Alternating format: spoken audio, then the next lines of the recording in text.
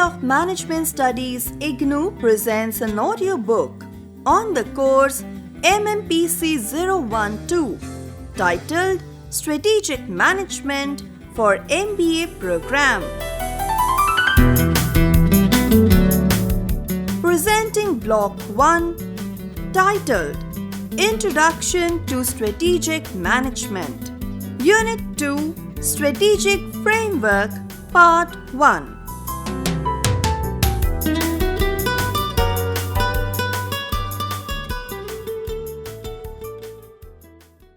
Objectives. After reading this unit, you should be able to understand the process of strategic management, get acquainted with the concept of vision, mission, and objectives. Acquaint yourself with the process of strategic formulation, implementation, and control.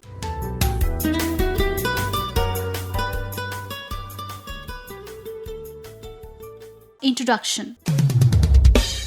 Strategic management is the process of developing strategies based on organizational directions. These organizational directions are derived from the strategic intent of an organization.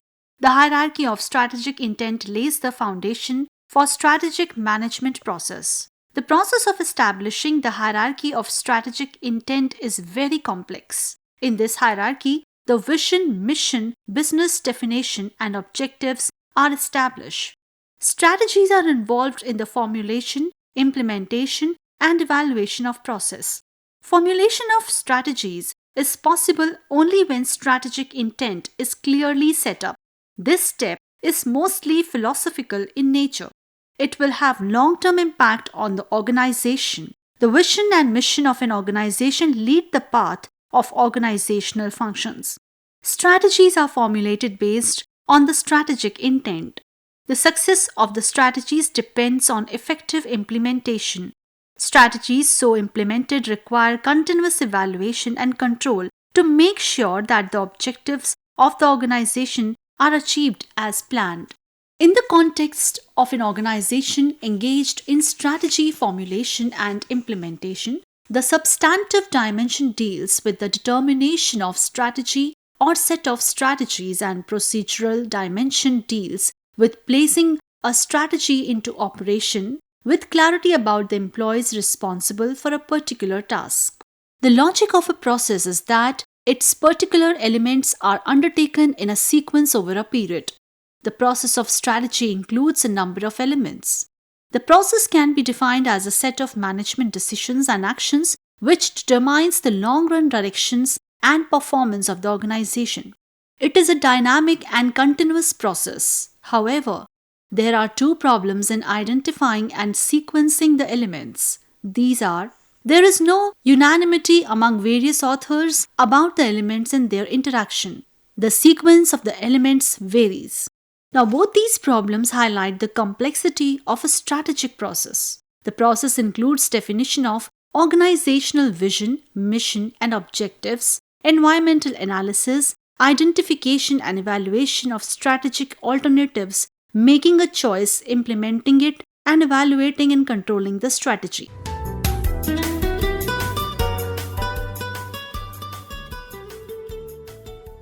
Let's learn about the strategic management process. Strategic management process involves creating a strategic intent, conducting an environmental analysis, formulating and implementing the strategies. It is the process which helps the managers in strategic decision making in order to achieve the overall organizational goals. Strategic management process involves formulating strategies based on organizational competencies and vision and mission of the organization. It is a continuous process and is related to the following activities. First, envisioning a desirable future position for the organization. Second, stating the base values of the organization. Third, analysis of external as well as internal environment. Fourth, linking the organizational strengths with environmental opportunities. Fifth, taking decisions regarding resource allocation.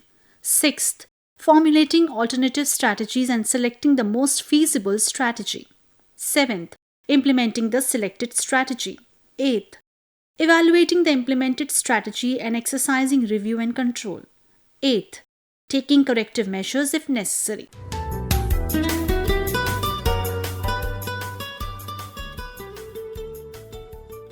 Now, what is strategic intent? Strategic intent is the direction which an organization adopts to derive its operations in a particular manner to achieve the expected outcomes.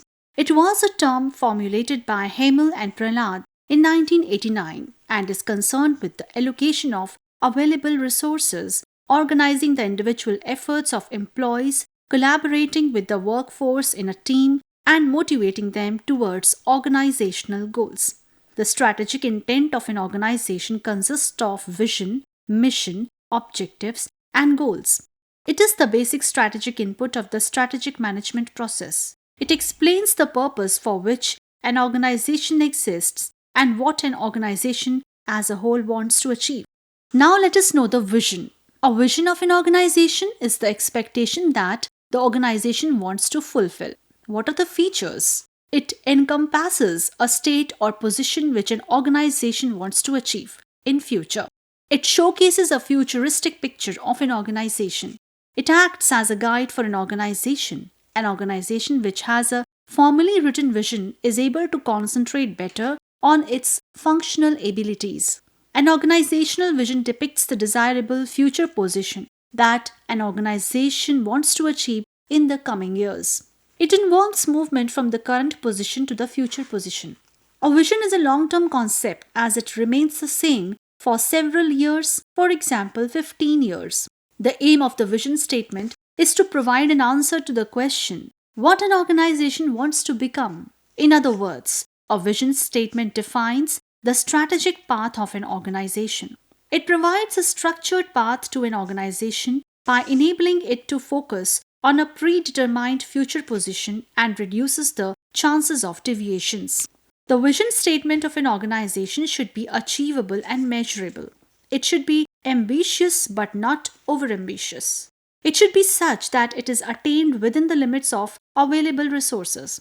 It should be proposed keeping in mind the current environment as well as possible changes in the future environment.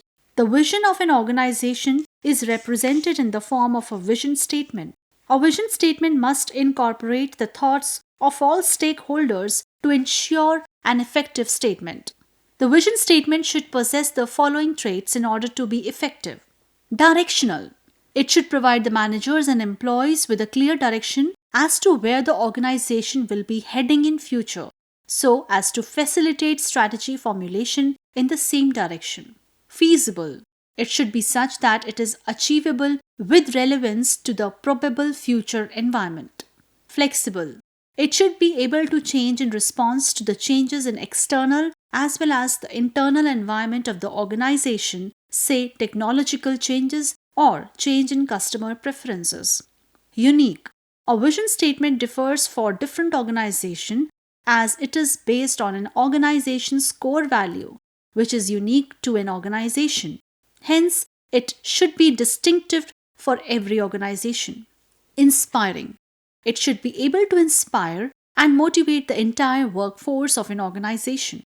Core values. It should depict the core values of an organization. It must reflect the purpose for which the organization exists. Clear. It should bring clarity to the minds of managers as how to make decisions and allocate resources for achieving success. Now, what is the purpose of vision statement? An effective and clear vision statement provides an organization with a clear strategic direction for future and sustainable advantage in the industry. Envisioning is the process of creating vision. It is a difficult and is a complex task. A well-conceived vision must have core ideology, envisioned future. Core ideology will remain unchanged. It has the enduring character. It consists of core values and core purpose. Core values are essential tenets of an organization. Core purpose is related to the reasoning of the existence of an organization. Envisioned future will basically deal with following: the long-term objectives of the organization, clear description of articulated future. Now, advantages of vision. A few benefits accruing to an organization having a vision are as follows. First, foster experimentation. Second, promotes long-term thinking. Third, fosters risk-taking. Fourth, can be used for the benefit of people. Fifth, makes organization competitive, original, and unique. Sixth, represents integrity. Seventh, they are inspiring and motivating to people working in an organization. Now, core values and core purposes. These concepts are very important in the process of envisioning. Collins and Porras have developed this concept for better philosophical perspective. As has already been discussed, a well-conceived vision consists of core ideology and envisioned future. Core ideology rests on core values and core purpose. Core values. Core values are the essential and enduring beliefs of an organization. They may be belief of top management regarding employees' welfare, customers' interest, and shareholders' wealth. The belief may have economic orientation or social orientation. Evidences clearly indicate that the core value of A are different from the core value of B or C. The entire organization structures revolves around the philosophy coming out of core values. Core purpose is the reason for existence of the organization. Its reasoning needs are to be spelled clearly. The characteristics of core purpose are as follows. It is the overall reason for the existence of organization. It is why of an organization. This mainly addresses to the issue which organization desires to achieve internally. It is the broad philosophical long-term rationale. It is the linkage of organization with its own people. Mission. Thompson states mission as the essential purpose of the organization concerning particularly why it is in existence, the nature of the business it is in, and the customers it seeks to serve and satisfy. The above definition reveals the following. It is the essential purpose of organization. It answers why the organization is in existence. It is the basis of awareness of a sense of purpose. It fits its capabilities and the opportunities which government offers.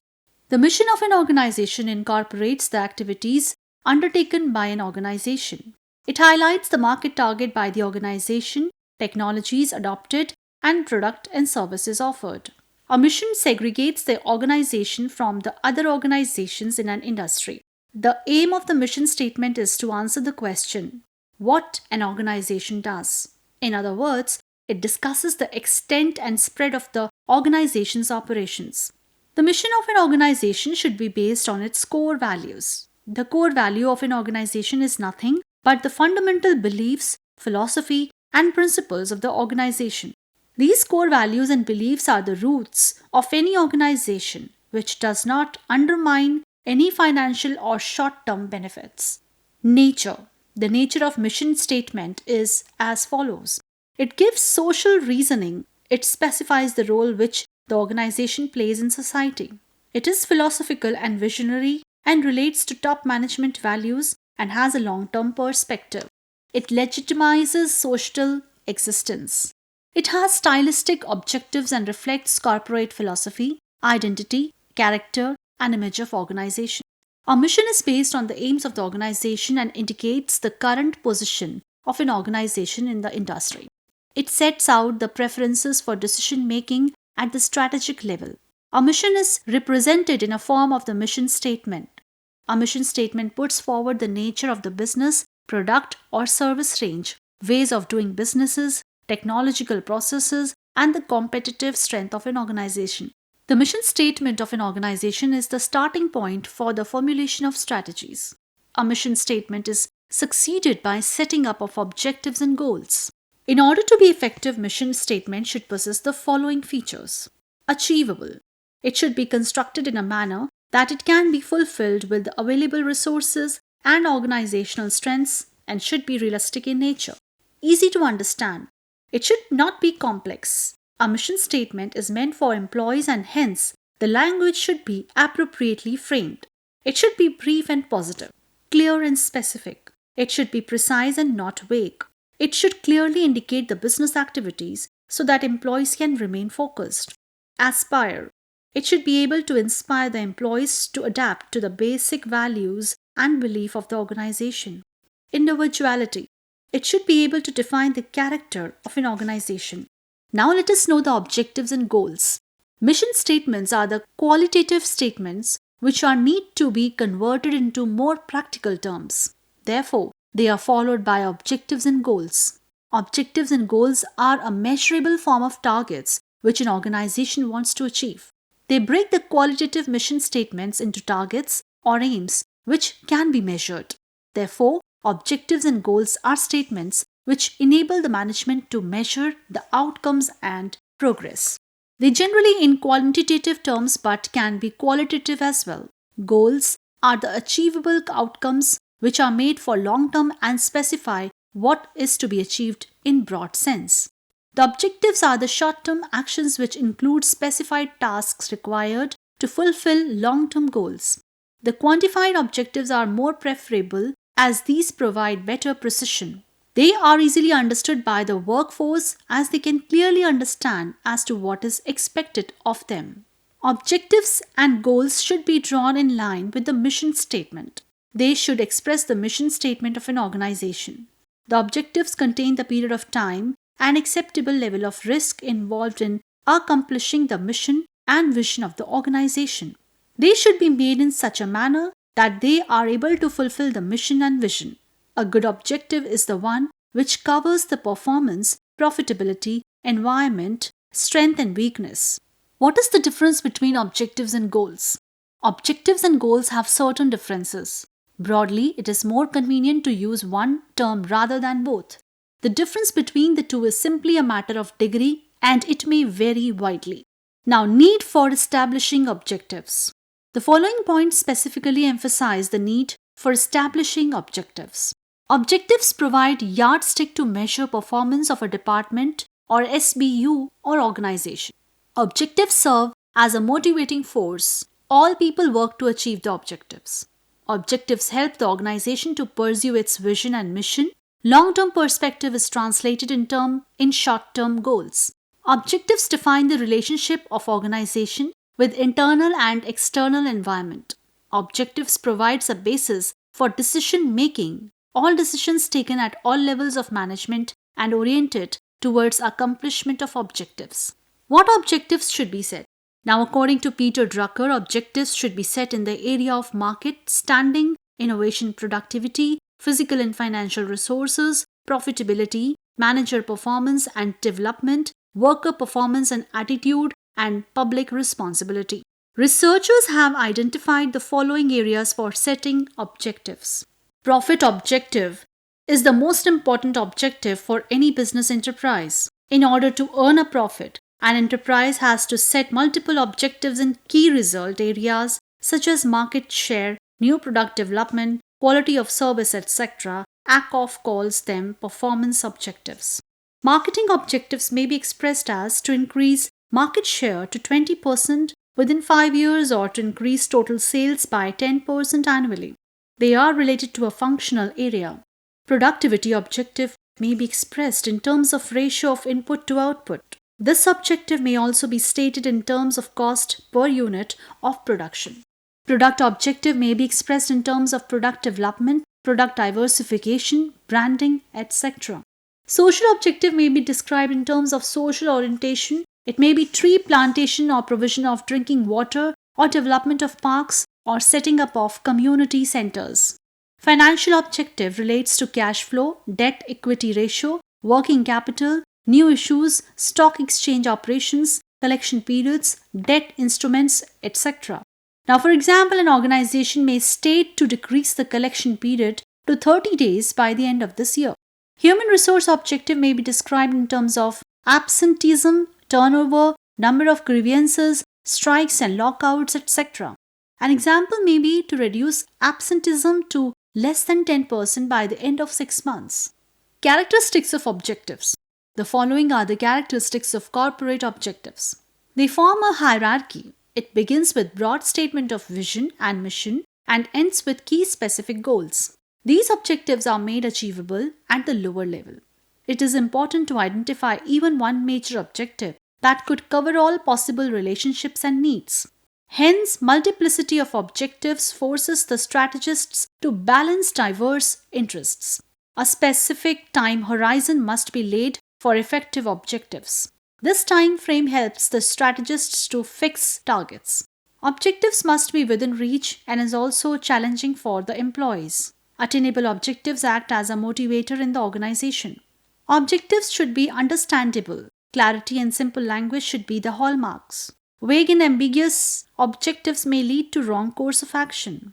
Objectives must be concrete, therefore they need to be quantified. Measurable objectives help the strategist to monitor the performance in a better way. There are many constraints, internal as well as external, which have to be considered in objective setting. As different objectives compete for scarce resources, objectives should be set within constraints. Process of setting objectives. Gluck identifies 4 factors that should be considered for setting the objectives. These factors are the forces in the environment, realities of an enterprise's resources, and internal power relations.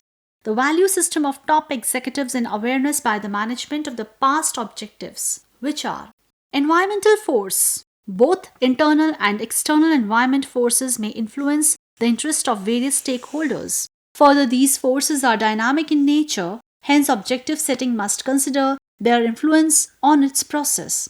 As objectives should be realistic, the efforts be made to set the objectives in such a way so that objectives may become attainable. For that, existing resources of enterprise and internal power structure be examined carefully. The values of the top management influence choice of objectives. A philanthropic attitude may lead to setting of socially oriented objectives, while economic orientation of top management may force them to go for profitability objective. Past is important for strategic reasons. Organizations cannot deviate much from the past. Unnecessary deviations will bring problems relating to resistance to change. Management must understand the past so that it may integrate its objectives in an effective way.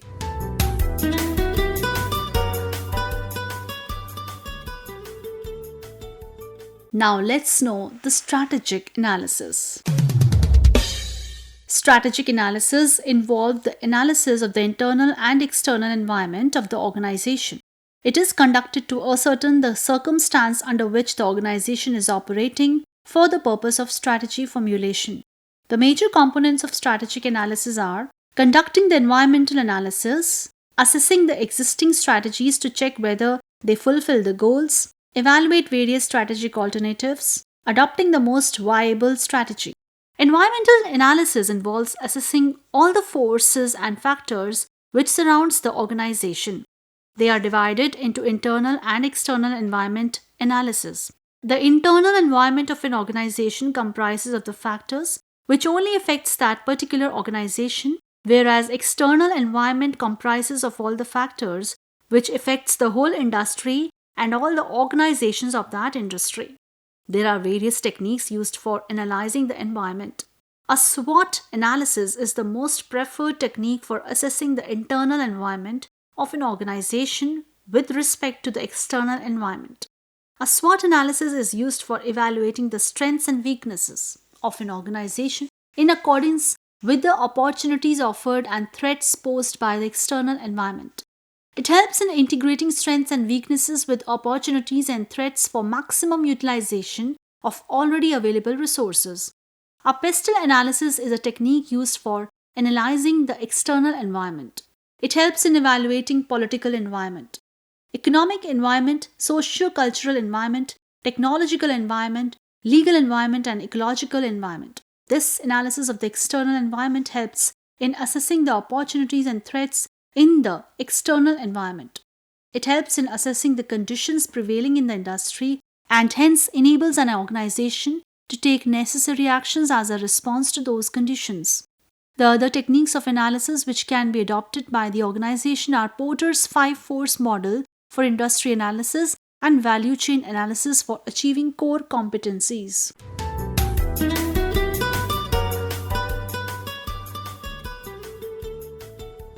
Strategy formulation. Formulation of strategies involves developing strategies at various levels of business and organization. Strategies are required to be formulated at the global level, corporate level, and even at a functional level.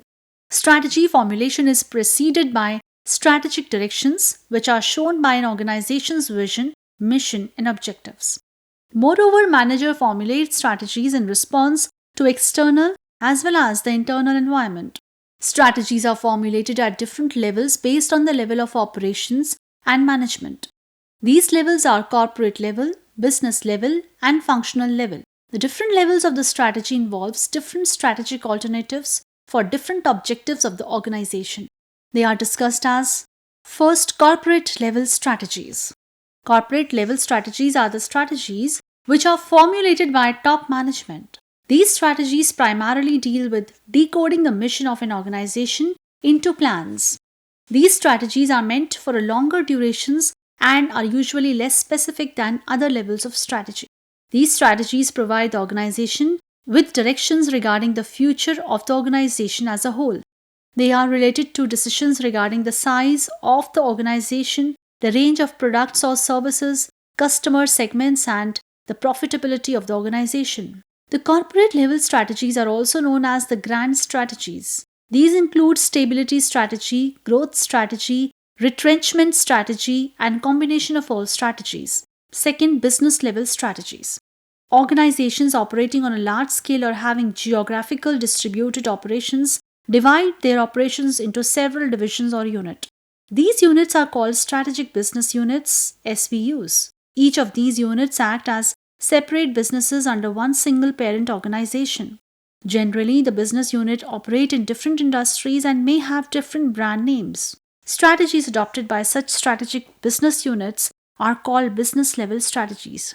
These strategies enable the business units to acquire a competitive advantage over other organizations in the industry.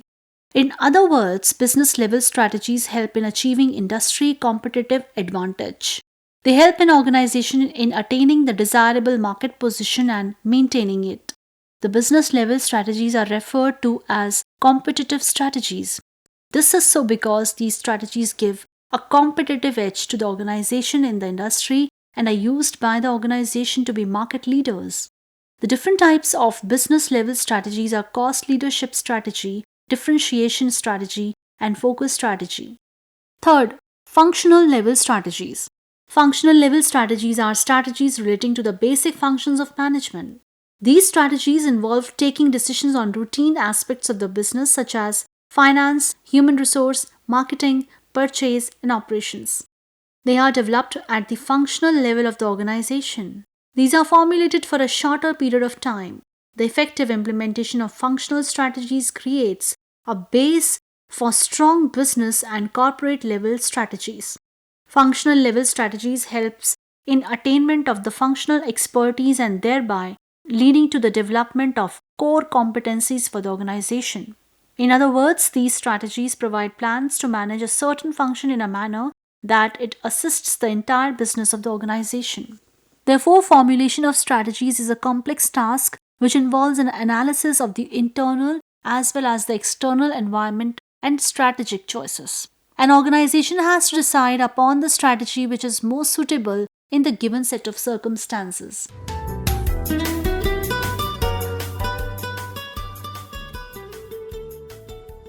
Choice of strategy. Now, the next logical step after evaluation of strategic alternatives is choice of the most suitable alternative. For a business group, it may be possible to choose all the strategic alternatives, but for a single organization, it is quite difficult. The strategic alternatives have to be matched with the problem. While making a choice, two types of factors have to be considered. They are objective factors and subjective factors.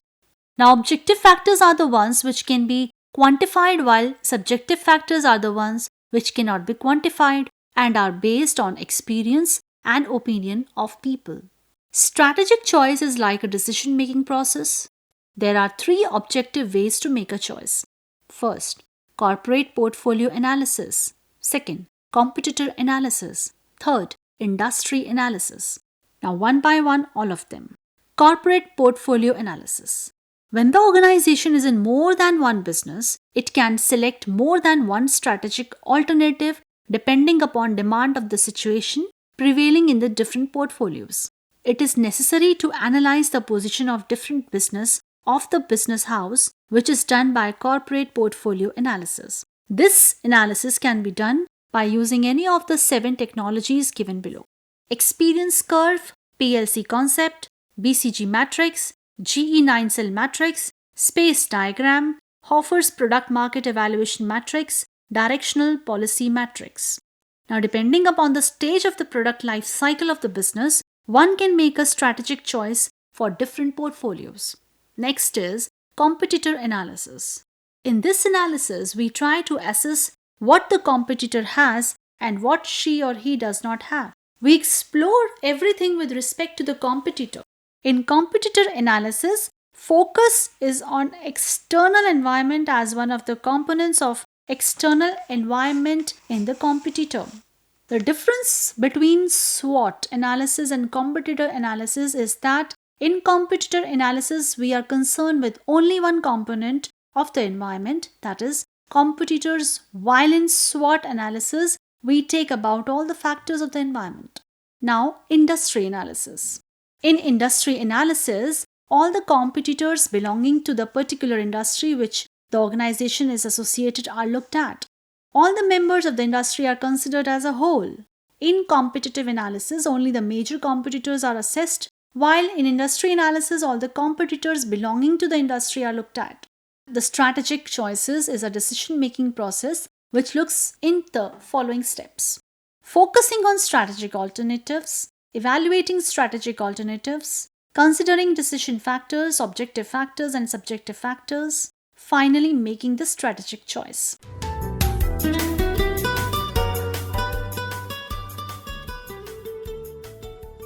Now, strategic implementation. Strategic implementation is the stage where the formulated strategies are executed. This is the phase of activating the strategies. Implementation of strategies involves exercising control over strategies while they are being implemented. Strategies implementation is the process of converting strategies into practices. This stage involves the following phase: setting goals, develop plans, structuring the organization, allocating resources, communicating the plans and goals, motivating the employees, establishing leadership. Operationalizing of strategy is concerned with setting up of targets and plans, objectives, allocation of resources, and communication of strategies. Establishing the organization structure and leadership leads to the institutionalization of strategies. Success is not only ensured by formulating a good strategy, but it also requires effectively implementing the formulated strategies. The key factor to effectively implement a strategy is proper allocation of resources. The institutionalization of strategies requires the complete blend of strategies into the organization. This requires collective efforts at all levels of management and by the employees of the organization.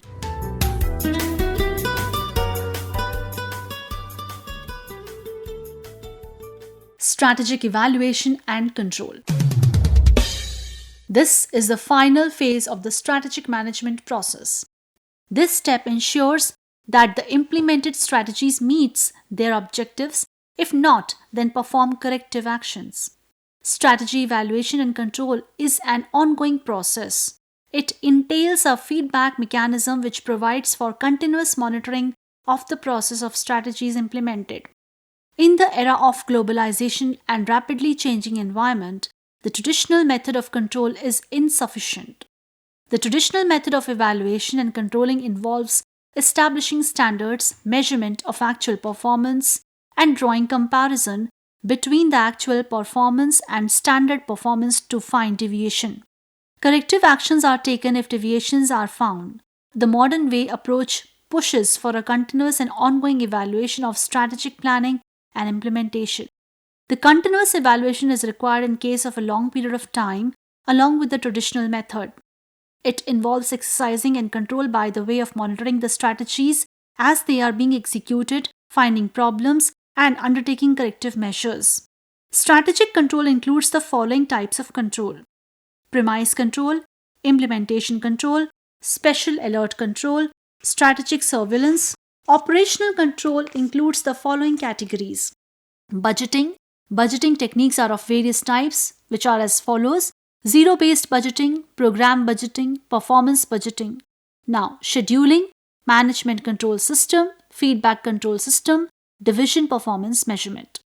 in all the process of strategic management is the most crucial part for any strategy to be effective.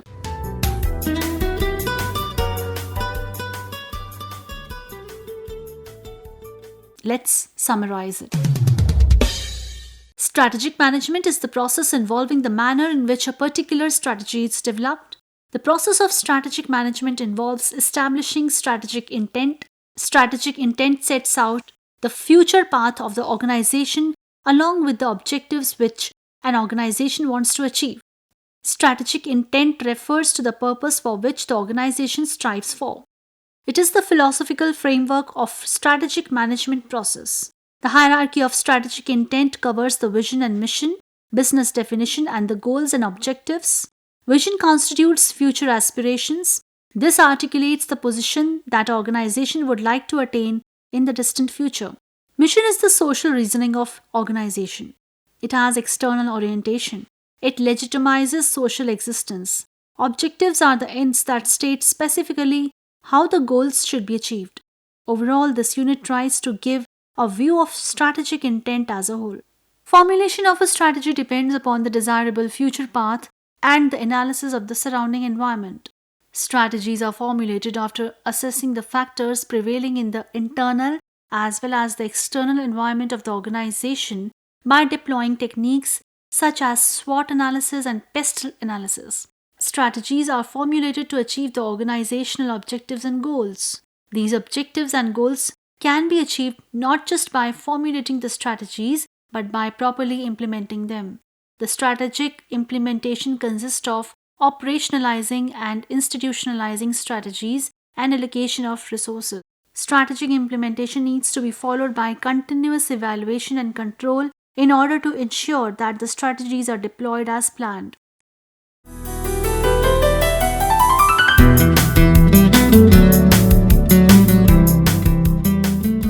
We were listening to the audiobook by the School of Management Studies IGNOU for MBA program.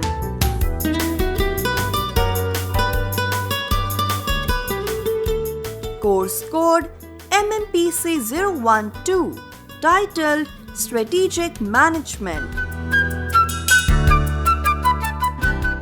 Course coordinator Professor Neeti Agrawal. Voiceover by Chitra Gaur. Edited by Ashok Sharma. Program assisted by Tarannum Jaha.